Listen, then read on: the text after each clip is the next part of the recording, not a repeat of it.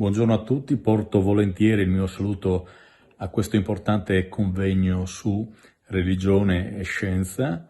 Un ringraziamento particolare all'amico e filosofo Emanuele Franz per l'impegno che ha dimostrato, per la qualità dei relatori che ha messo insieme e per il fatto che ha il coraggio di sfidare il conformismo e la pigrizia del pensiero politicamente corretto, di tutto quello che è già stato detto, pensato e scritto. Sceglie strade nuove, batte percorsi innovativi, che in realtà sono i percorsi che ci portano al fondamento della nostra storia, delle cose più importanti che forse sono anche le più antiche. Voi oggi ragionate di scienza e fede, ma avete parlato di identità, di cultura, di storia, di mito, di nazione, di tanti argomenti che sono stati troppo a lungo dimenticati.